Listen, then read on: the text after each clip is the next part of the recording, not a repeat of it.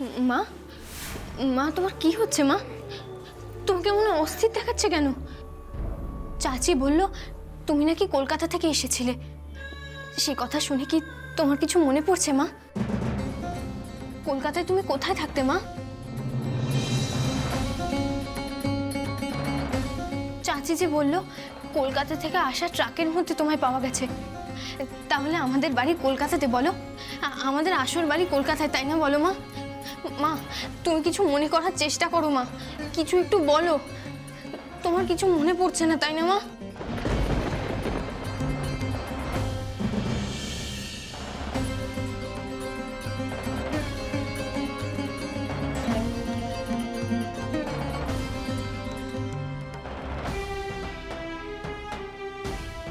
মা, মা তোমার কষ্ট হচ্ছে মা?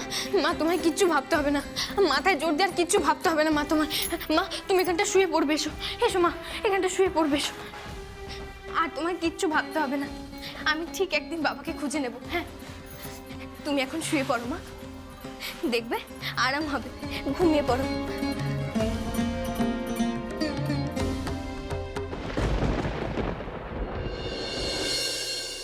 বিজলি মাসি, বিজলি মাসি তুমি কোথায়? এক্ষুনি এখানে এসো। বিজলি মাসি, বিজলি মাসি। হ্যাঁ এই তো আমি।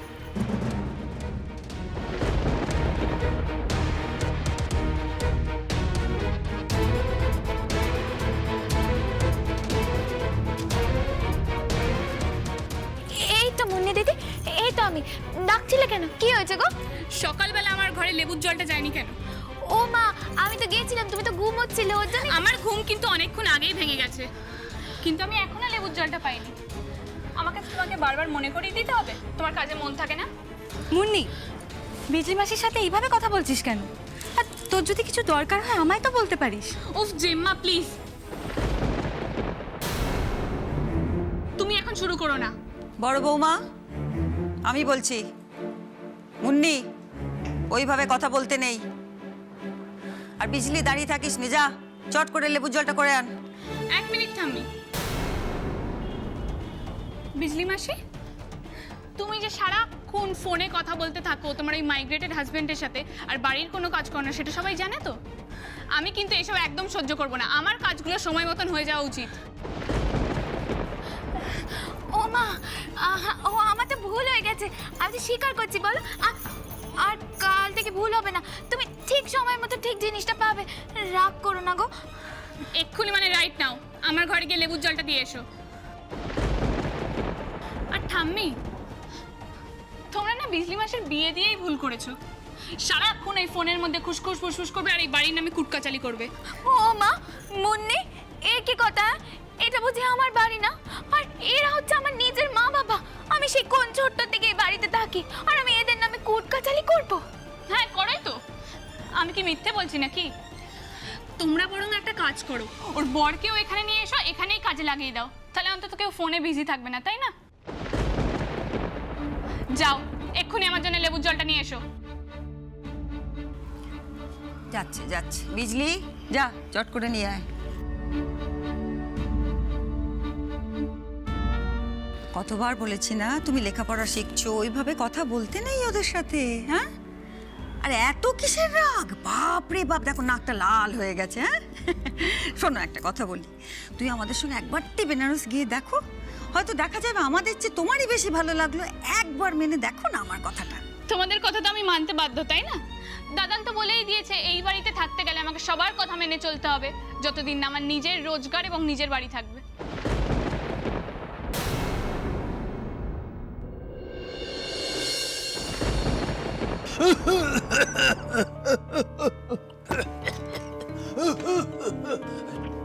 ডক্টর চৌধুরী,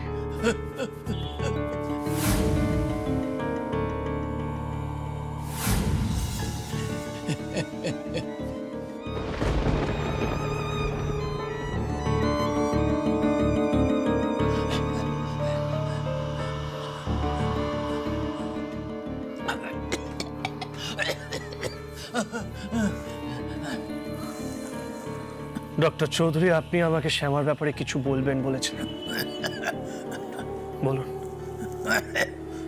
আপনি কি কিছু লুকোচ্ছেন আমার থেকে? বলুন ডক্টর চৌধুরী, ওই রাতে কি হয়েছিল? কি হলো ডক্টর চৌধুরী বলুন? আপনি কি অন্য কারোর নাম বলবেন আজকে? র র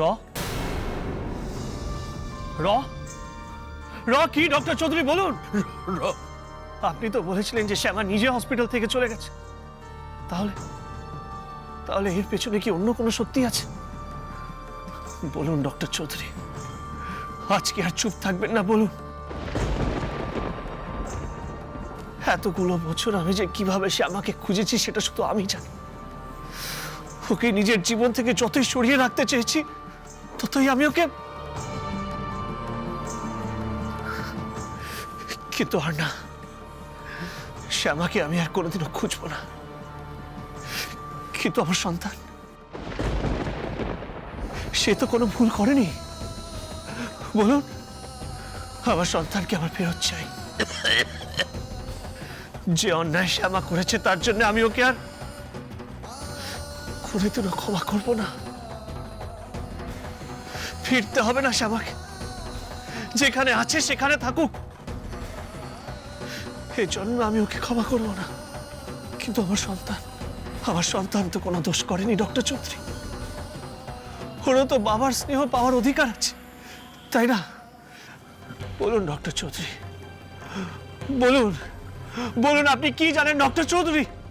আমার সন্তান বাবার পরিচয় ছাড়া বড় হচ্ছে। বলুন বলুন, আপনি কি জানেন ডক্টর চৌধুরী? বলুন, আজকে আর চুপ থাকবেন না। বলুন ডক্টর চৌধুরী, আপনি কি জানেন? বলুন। হ্যাঁ বলুন বলুন বলুন। রকি রকি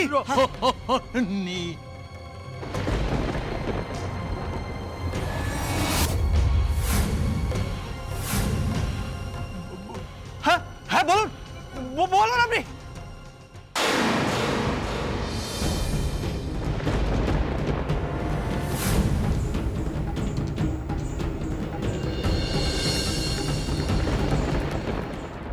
দেখলে দেখলে সুজাতা, ওর কথাবার্তার ধরন তুমি দেখলে?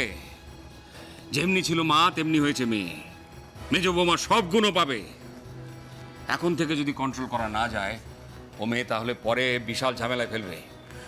এখনো সময় আছে, তুমি ওকে আটকাও। হ্যাঁ গো, এভাবে কেন কথা বলছো? ওর মনের অবস্থাটা একটু বোঝার চেষ্টা করো। এইটুকু একটা বাচ্চা মেয়ে, ছোটবেলা থেকে বুঝলোই না বাপ মার স্নেহ কাকে বলে। ও তো জানে ওর বাবা মা বেঁচেই নেই, তাই তো আমার নিখিলটাকেই পাপা বলে ডাকে। কিন্তু আর কতদিন সত্যিটাকে ওর কাছে চেপে রাখবে? এবার ওকে আমাদের বলে দেওয়া উচিত যে ওর বাবা মা আসলে বেঁচে আছে। না না সুজাতা, দেখো, অশোক সবার সামনে মামকে খুন করলো। ভেবেছিল পালিয়ে বাঁচবে, কিন্তু সে তো হলো না। ধরা তো ওকে পড়তেই হলো। ওই ছেলেকে নিজের ছেলে ভাবতে আমার লজ্জা করে। এতদিন ধরে দুজনে মিলে ওই কারেকশনাল হোমে রয়েছে, এই কথাটা এবার মুন্নিকে বলে দেওয়া উচিত। হ্যাঁ গো, এসব কি বলছো তুমি? এইসব ভয়ঙ্কর সত্যি কথা ওকে আমরা জানিয়ে দেবো? ও সেসব সহ্য করতে পারবে? উঠতি বয়স, একটা বাচ্চা মেয়ে, এই সমস্ত কথা শুনে যদি আরো বিগড়ে যায়, এই বয়সে মেয়েরা আবার যদি না না না উল্টো পাল্টা কিছু করে বসবে। কিন্তু কতদিন তুমি ওকে মিথ্যে কথাটা বলবে? হ্যাঁ, ওর যথেষ্ট বয়স হয়েছে, আমার ধারণা ও বুঝতে পারবে। তাছাড়া পরে যখন অন্যর কারো কাছ থেকে এই কথাটা শুনবে, তখন ভাববে আমরা ওকে মিথ্যে কথা বলেছি, ঠকিয়েছি। না না না সুজাতা, এবার ওকে বলে দেওয়া দরকার। তুমি নিখিলকে বলো, আমার ধারণা ওই সব বুঝিয়ে বলতে পারবে। কাকে বলবো? নিখিলকে? আরে অরুণ, শুনলি তোর বাবা কি বললো? নিখিলকে নাকি বলতে হবে? হ্যাঁ গো, ওইটুকু বাচ্চা মেয়ে, সে জীবনে বাবা মার স্নেহ পায়নি, তার রাগ সাজে। আর আমার নিখিলটাকে বলো, এত আদরে মানুষ করে সে কিনা এই বয়সে এসে বাবা মাকে জ্বালাচ্ছে এইভাবে বিগড়ে গিয়ে, তাকে নাকি আমি বলবো? হ্যাঁ, আরে অরুণ, দাঁড়িয়ে দাঁড়িয়ে কি করছিস? যা দেখ তোর ভাই কোথায় গেল, খোঁজ নে। আমার কপালটাই মন্দ। হ্যাঁ মা, আমি দেখছি।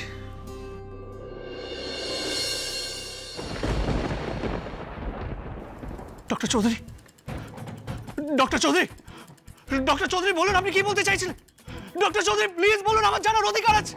বলুন ডক্টর।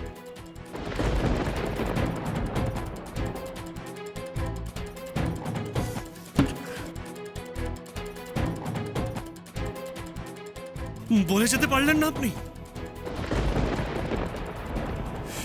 এবার কি করে জানবো যে আমার সন্তান কোথায় আছে? রনি, রনির নামটা কেন নিলেন ডক্টর চৌধুরী? ও তো সেই ছেলেটা যে শ্যামাকে নিয়ে ডকুমেন্টারি ফিল্ম বানাতে এসেছিল। সে তো 18 বছর আগের কথা। এখন কোথায় আছে, কি করছে, কিছুই জানি না। হ্যাঁ, শ্যামার নিখোঁজ হওয়ার দিন রনি শ্যামার ইন্টারভিউ নিতে নার্সিংহোম গেছিল, মনে আছে আমার। কিন্তু ওর নামটা ডক্টর চৌধুরী কেন নিলেন? শ্যামার নিখোঁজ হওয়ার সঙ্গে কি রনির কোনো সম্পর্ক আছে? রনি কি কোনোভাবে জানে যে শ্যামা কোথায় গেছে? কিন্তু রনি এখন কোথায় আছে, কি করছে, হয়তো কিছুই জানি না। হে লড়কি, শুন না, তুই তোর মাকে অত জোর করিস না। হ্যাঁ, ওর কষ্ট হবে, ও তো কিছু মনেই করতে পারে না। আর তুই তো সবই জানিস। আমি তোর মাকে হসপিটালে ছেড়ে চলে গেলাম, তারপর আমার আদমি মানা করলো, বললো তোদের সঙ্গে যেন কোনো সম্পর্ক না রাখি। কিন্তু আমি আর পারলাম না। আমি ছুপে ছুপে তোর মাকে দেখতে গেলাম। হ্যাঁ, গিয়ে দেখলাম একটা ফুটফুটে চাঁদের মতো মেয়ে হয়েছে। কিন্তু তারপরে তোর মা আর কিছুই মনে করতে পারলো না। আমি কত জিজ্ঞেস করলাম, এ লড়কি তেরা পতি কা নাম क्या है, ते कहां से आई है? কিন্তু ও কিছুই বলতে পারলো না। बाद में भी बहुत पूछा, लेकिन कुछ नहीं बता पाई।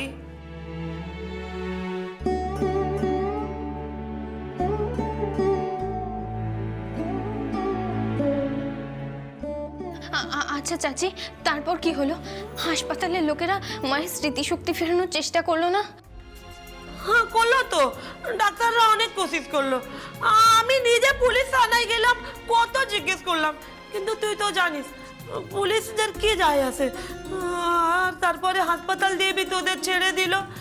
তখন আমি তোকে আর তোর মাকে নিয়ে রাস্তায় বেরিয়ে পড়লাম। আর চাচাজি, সে কোথায় গেল? চাচাজি, ও আমায় বললো আমি যদি তোদের নিয়ে ওর ঘরে যাই তাহলে ও আমাকে ছেড়ে দেবে।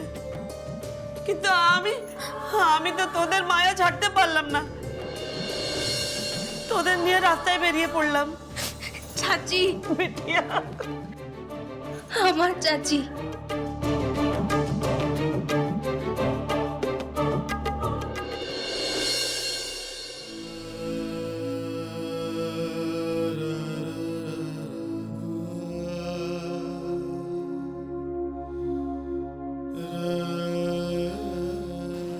আমি জানি না শ্যামা তুমি কোথায় আছো,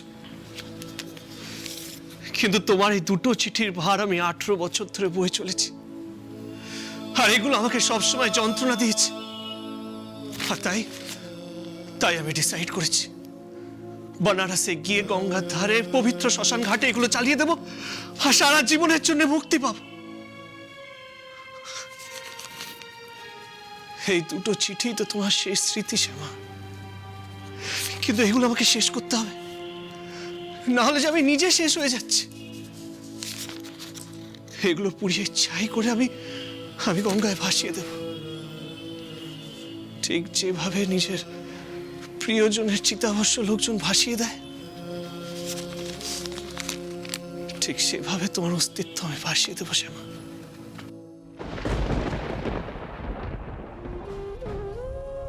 পারিনি, তোদের ছেড়ে দিতে পারলাম না রে রাস্তায়। তোদের মা বেটিকে নিয়ে বাবা বিশ্বনাথের দরবারে আশ্রয় নিলাম। হে বিটিয়া, কাঁদছিস কেন? কাঁদিস না, একদম কাঁদিস না। ভালোই তো আছি, তুই মন্দিরে মন্দিরে প্রসাদ এনে মাকে খাওয়াস আর গান গেয়ে পেট চালাস। আর তোর এই চাচি তোদের পাশে আছে তো। হ্যাঁ, क्यों जाएगी कलकत्ता? কোনো দরকার নেই যাওয়ার। আর শোন না, কেন তোর মাকে অত বারবার জিজ্ঞেস করিস? তোর মাকে কিছু জিজ্ঞেস করিস নি। শোন, যদি তোর কপালে থাকে না, কিষণজি যদি চায়, একদিন দেখবি তোর পরিবার, তোর বাবা, তারা নিজে তোর সামনে এসে দাঁড়াবে। হ্যাঁ, কিষণজিকে ডাক, কিষানজিকে মন প্রাণ দিয়ে ডাক মা, মন প্রাণ দিয়ে ডাক।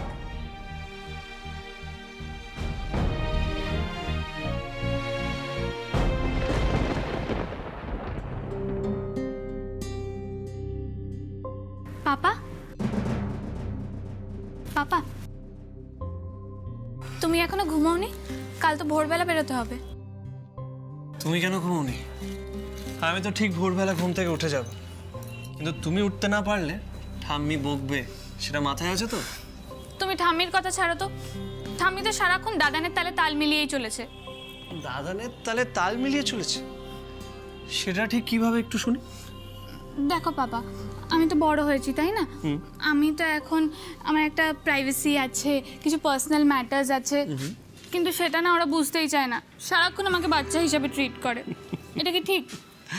আচ্ছা বাবা, কিন্তু ওরা যে তোমাকে ভীষণ ভালোবাসে, তোমার সবসময় ভালো চায়, এটা তো তুমি এগ্রি করবে। কিন্তু সারাক্ষণ আমার সব বিষয়ে ইন্টারফেয়ার করবে। আমার ইচ্ছা অনিচ্ছের কোনো দাম দেবে না। দাম দেয় তো।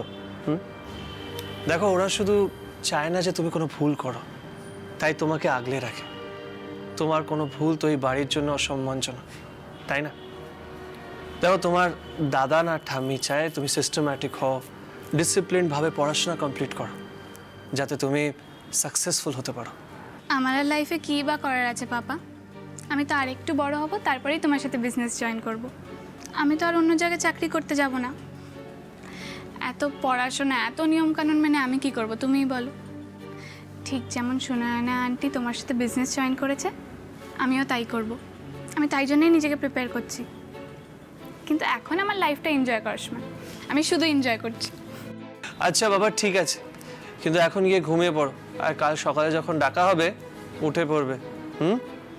আচ্ছা, তোমার গোছগাছ সব হয়ে গেছে তো? না করে উপায় আছে বলো? জেম্মা এসে সব গোছগাছ করে দিয়ে গেছে। আচ্ছা পাপা, আমার না একটা আবদার আছে। শুনি। আমরা বেনারসে গিয়ে কিন্তু নৌকা করে ঘুরতে যাব পাপা, কারণ ঠাম্মির সাথে বসে আমি ওসব কীর্তন শুনতে পারবো না। আমি কিন্তু তোমাকে আগে থেকেই বলে রাখলাম পাপা, প্লিজ সেভ মি। আচ্ছা বাবা, ঠিক আছে, আগে আমরা ওখানে গিয়ে পৌঁছাই। আর এটাও তো হতে পারে যে কীর্তন ভজন শোনার পরে তোমার ওগুলো ভালো লেগে গেল, তুমি হয়তো নিজেই আবার শুনতে চাইলে। You know, life is very unpredictable. Maybe life is unpredictable papa, কিন্তু আমি নিজেকে খুব ভালো করে চিনি। ওইসব কীর্তন ফোক কালচার আমার কোনোদিনই ভাল লাগবে না। গুড নাইট পাপা।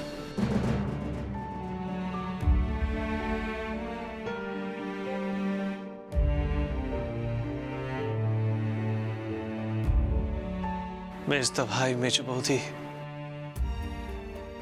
তোমরা অজান্তে এই মেয়েটাকে এমন আঘাত দিয়েছ যেটা তোমরা ভাবতেও পারবে না। কেন করলে তোমরা এরকম? এবার তোমরা যখন ফিরে আসবে তখন কি আমরা তোমাদের ক্ষমা করে দিতে পারবো? সম্পর্ক যখন একবার বদলে যায় তখন কি আবার ঠিক হয়? আর শ্যামা, আজ যদি তুমি আমার সন্তানকে আমার থেকে দূরে না নিয়ে চলে যেতে, দেখতে আমি মুন্নির সাথে সাথে নিজের সন্তানকেও ভালোবেসে বড় করতাম। মুন্নি নিজের ভাই বা বোনকে পেত, আর আমার বুকের কষ্ট জুড়ত। নিজের সন্তানকে বুকে জড়িয়ে রাখার আনন্দ থেকে তুমি আমাকে বঞ্চিত করেছো শ্যামা। কেন? আমি তো এটাও জানি না যে আমার সন্তান কোথায় আছে, কি করছে, ঠিক আছে কিনা, খেতে পাচ্ছি কিনা। শ্যামা, তুমি কেমন আছো? তুমি ঠিক আছো? তুই ঠিকভাবে খাচ্ছ তো? এইসব ভেবে ভেবে আমি নিজে খেতে পারি না শ্যামা, অথচ তুমি তো আমাকে ভুলেই গেছো শ্যামা। আমার কথা তোমার আর মনে পড়ে না? জানি গো চাচি, আমি কিষানজিকে তো সবসময় এই কথাগুলোই বলি, আমার ভজনের মধ্য দিয়ে, আমার গানের মধ্য দিয়ে আমার আপনজনদের আমার কাছে ফিরিয়ে দিতে, আমার বাবাকে আমার কাছে ফিরিয়ে দিতে। আর আমার মা, আমার মা যেন সুস্থ হয়ে যায়।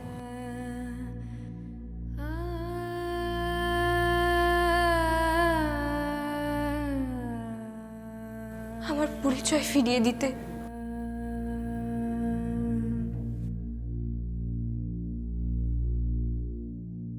আমি জানি তো কিষানজি আমার সব প্রার্থনা শুনতে পাচ্ছেন। উনি ঠিক একদিন আমার আপনজনের সঙ্গে আমাকে মিলিয়ে দেবেন।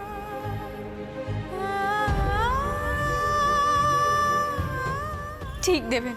তুমি দেখো চাচি, আমার মায়ের সব না পাওয়াগুলো আমার মা একদিন ঠিক ফিরে পাবে। তুমি দেখো।